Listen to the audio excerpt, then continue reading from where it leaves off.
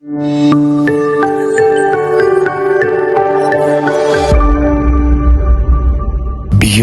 the newsroom, where untold story is revealed. Omukutu gwa Beyond the Newsroom njagala okwebazaako mu bitundu eby'eggwanga ebyenjawulo gye musinzirira n'ogenda maaso n'okubeera nga ate oba oli awo mutugoberera. Olunaku olwaleero nakutegeezezza dda nti poliisi ezinzeeko ekitebe kya National Unity Platform. Kaakati n'ebimu ku ebyo ebigenze mu maaso kwe kubeera nga abavubuka abatategeerekese bakutte embizzi ne babuzisuula ku kitebe kya Nuupu nga bawandiiseeko erinnya lya Joel Ssenyonyi ne 1.7 billion. Kati nno Joel Ssenyonyi avuddeyo n'ayogera ku nsonga zino ez'okubeera nga bamuliisa ssente, n'ategeeza nti ebyo byonna kumusibako matu ga mbuzi kumuliisa ngo. Mu ngeri y'emu musajja mukulu amanyikiddwa nga Honorable Lutamaguzi aleese ensonga nani ali emabega wa kino era n'ebyokumuliisa ssente ezo ez'akawumbi akamu n'obukadde 7 byonna bibino mbikuleetedde. His Excellency Robert Kyagulanyi Sentamu Robert avuddeyo n'ayogera ku bino ebigenze mu maaso n'okubeera nga bikolebwa olwaleero, wabula alabudde President Museveni n'amugamba tekamutanda. Deputy President yamanyikiddwa nga Linus Edriga nkugambye akumya omuliro ate ye Zaake ne kaakano wetwogerera akyalutenda era omulanga gwakuba sigwa kuno n'ebisinga waawo byonna bye bino kambikuwe. Tandikire wano wenyini wabula video soko giwe ka like. Kabwenzize ngamba nti buli bw'olwanyisa enguzi nayo ekulwanyisa kyekigenda maaso. Baagala tusirike abamu ofukosi muze mulaba bawambye abamu bali makooti makomera. Kakati abamu bagamba nti mukulembeze ono bwe tunaamukwata abantu bajja kunyiiga nnyo katumusiiga akasa tumukube propaganda. Naye kirungi nti bannayuganda bagamba nedda temujja tubuzaabuza. Bwe muba mugamba nti Ssenyonyi oba omuntu omulala yenna yali enguzi ate nga mugamba mulina obujulizi muleete, kubanga bazze bagamba balina zi audio balina obujulizi. Bannange anaazina takumba bw'oba olina obujulizi bufulumye. Era nange wendi omuntu yenna alina obujulizi nti Ssenyonyi alina enguzi gye yalya oba ki, wendi bankube mu mbuga z'amateeka nga bazze bakola abantu abalala kuba mugamba obujulizi mbulina. Naye tebagenda tusala speed, tebagenda tumala mu maanyi, enguzi tujja giremerako paka nga tugirwanyisa. Ate nga bwe tulwana nabo agezaako okubalwanako Speaker wa Parliament ne mugamba kakati gwe kikyoyagala lwaki tondeka nenkola omulimu gwange. Agamba kakati bannamawulire mubafulumye tebalina kubeera mu committee meeting nenemerako nengamba zino sente za bannayuganda report ne tuzifulumya ezimu ng'agamba ezo temujja gipresentinga kubanga nga eyolesa obuli bw'enguzi obuyitirivu ezo entalo tuzibaddemu nnyo. Kakati bwe nafuuka leader of opposition nenga kakati abantu bano nja balabisiza ddala kati nabo kwe kuyiya amagezi gye bagezaako okuyiya. Naye nga bwe tuze tugamba nti Honorable Mpuuga ne bakomishona babba ssente obujulizi bwe buli era nabo ssente bakkiriza baazitwala ezitaliko nsonga etegeerekeka bakikkiriza. Bwe tugamba nti Speaker yeetaba mu bubbi obujulizi bwe buli tuze tubalaga. Ate kakati Speaker n'okuvaayo yavuddeyo yali Elwengo n'agamba nti ate wali buzibu omuntu wabba ssente z'omuwomusolo kasaagabana n'abalonzi kakati yaba mu nguzi kubanga atandise okugidifendinga.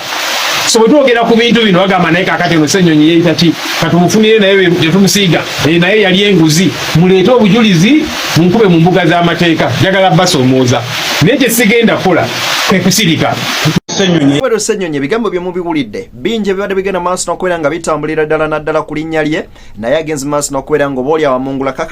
Kakati yenno musajja mukulu ono Lutamaguzi Ssemakula avuddeyo n'ayasa ebyama ng'agamba nti okuva palamenti ya ggwanga lya Bungereza bwe yarecognizinga Honorable Ssenyonyi bano abasajja bagenda maaso n'okubeera nga bafuna akasajja ku mutima era kyovulaba ne bino byonna ebiriwo ebyomuliisa 1.7 billion bize mukadde kano nga naye ate bamusibako matu ga mbuzi kubeera nga bamuliisa ngo. Yakolebwa gavumenti ya Bungereza against Joel Ssenyonyi. Joel Ssenyonyi, the younger man leader of opposition, was invited to the Parliament of UK. Agenda addressing. How dare you invite a leader of opposition? Kati ya Museveni akufiirako n'akabinja ke. Noyita omusajja wa opposition agenda addressing Joel Ssenyonyi addressing Parliament ye Bungereza. Omwe 4 hours kubanga bamuwa 4 hours. I think he's supposed to go in October. Joel Sonyo is supposed to go and address members of parliament of UK. House of Lords are addressing. He was given allocated 4 hours.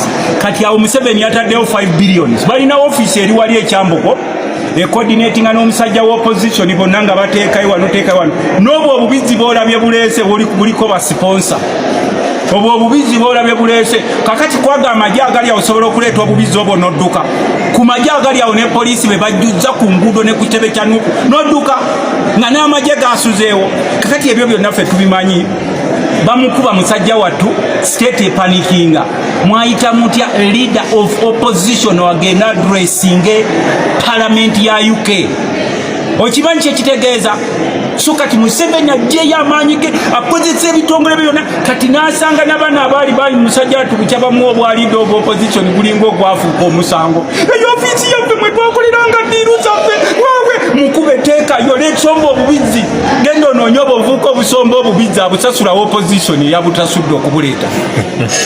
Omukulembeze w'ekibiina kino ekya National Unity Platform amanyikiddwa nga His Excellence Robert Kyagulanyi Ssentamu avudde mu mbeera n'agamba nti bino byonna bye bakola byagezaako okubeera nga batiisatiisa bannayuganda wabula bo tebagenda genda maaso nakubeera nga obaolyawo bazikiza. Kino nalabudde President Museveni eyavuddeyo n'ategeeza abantu nti temugeza kulinnya ku kkubo kwekalakaasa agenda ku palamenti. N'agamba nti bannayuganda wakoowu wandifunye ekyokulabirako ekyali e Kenya nti ne wano kisobola ogenda maaso n'okubeera nga obaolyawo kibeerawo. Abantu abagala okwekalakaasa nga balwanyisa enguzi bazannya na muliro naye tulowooza Museveni gwazannya n'omuliro kubanga abaana bodiringa nabo tobamanyi olowooza bonna batimbiimbi nga gwe naye oli mukyamu. Tunuulire Kenya omanye nti oli mu generation kyamu byodiringa nayo. Pozi n'okwongera okugula amaaso g'abannayuganda bonna mumanyi badikiteta bye bakola. Bw'aba tagambye nti oyo yanwanyisa akolagana n'abazungu bagamba tukolagana bali babisiyaga. Ekyo bwe kyagaana ne bagamba abo bakolagana naffe abo ba NUP Bobi Wine ne banne bakolagana na Museveni. Kati bwe tuba tukolera Museveni then mutuleke tukole emirimu gye egy'okumulwanyisa egy'okumugyako. Tuze tubasoomooza kubanga gavumenti eno ye nannyini makooti ye nannyini poliisi era singa omuntu yenna alina kufa baddeko n'ebbala lyonna lyebandikozesezza. So tubasoomooza mukozese eryo ebbala. Tumanyi nti okulwanyisa nakyemalira olina okuba nga oli clean. Oba toli clean baba bakumaliriza. Ensonga lwaki abantu bonna abaali mu opposition basirika bwe bati kuba buli omu bamubaako n'akakuku either abalina omusango abayali enguzi abalina ekintu kyeyabba oba abayatta omuntu muzze mu balaba. So abasinga babaako emisango. Kati ffe tuli mu kulwanyisa Museveni directly. So engeri gye tubalwanyisa kale muleete evidence yonna yina erumika omuntu yenna kuffe mutekinge action. Amakomera mwe mugayina okusinga okwogera obwogezi mukoze action eyo naffe mutusoomoze taking action. N'ebigambo ebyo njagala kumaliza nga mbazaamu amaanyi bannayuganda temutya tewali agenda bayamba muyina okweyamba mwekka ate muggule amaaso mulabe buli omu mulabe olw'ekyo kyali mwebali nnyo okutuwuliriza mwebali edda abasebe ne banyabo then mutuleke tukole emirimu egy'okumulwanyisa egy'okumugyako. Tuze tubasoomooza kubanga gavumenti eno ye nannyini makooti ye nannyini poliisi era singa omuntu yenna alina kufa baddeko n'ebbala lyonna lyebandikozesezza. So tubasoomooza mukozese eryo ebbala. Tumanyi nti okulwanyisa nakyemalira olina okuba nga oli clean. Oba toli clean baba bakumaliriza. Ensonga lwaki abantu bonna abaali mu opposition basirika bwe bati kuba buli omu bamubaako n'akakuku either abalina omusango abayali enguzi abayina ekintu kyeyabba oba abayatta omuntu muzze mu balaba. So abasinga babaako emisango. Kati ffe tuli mu kulwanyisa Museveni directly. So engeri gye tubalwanyisa kale muleete evidence yonna yina erumika omuntu yenna kuffe mutekinge action. Amakomera mwe mugayina okusinga okwogera obwogezi mukoze action eyo naffe mutusoomoze taking action.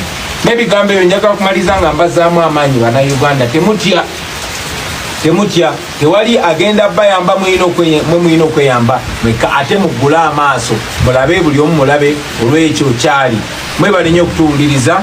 Lina Zedriga ono nga deputy president wa National Unity Platform eri mu bitundu ebyamambuka avuddeyo nno olunaku olwaleero n'avumirira ebikolwa ebigenze maaso n'okubeera nga bituusibwa ku bannayuganda nga y'omu ku bo ababadde ba victim olunaku olwaleero kwatibwa police n'agenda maaso n'okubeera nga ategeeza nti kino eno kikolwa kimenyera ddala nnyo amateeka. Jjukira nti Zedriga munnamateeka omukuukutivu eyaga practice nga n'ogawumula n'agawumula.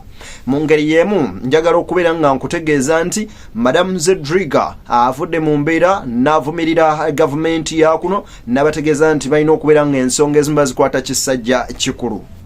And I want to thank each one of you for also making sure that I came here.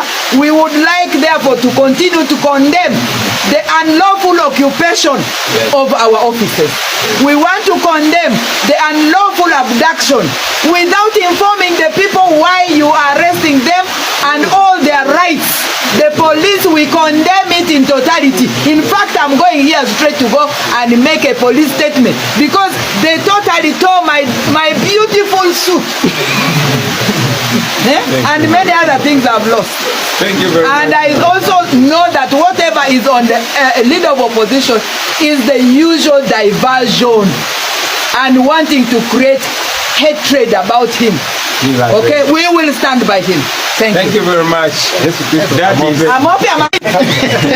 there goes our able deputy president. Maybe before I give opportunity to our leader of opposition, I would like to kindly ask our SG to give us a small brief of how we've ended up with our brother here. See.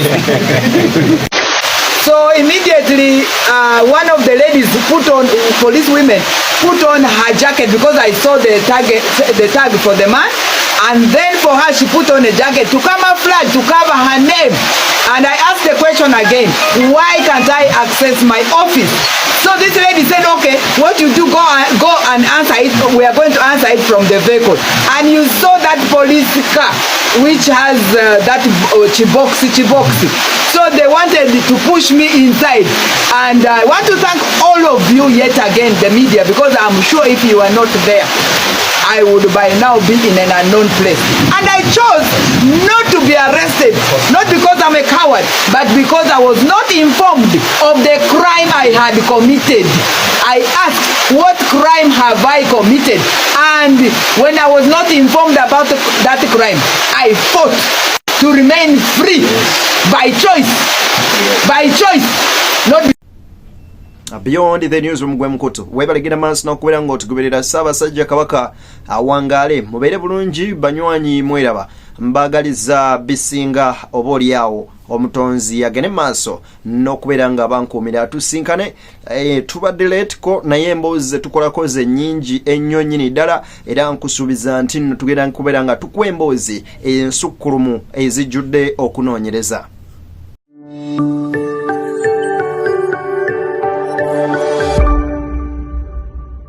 Beyond the newsroom, where untold story is revealed.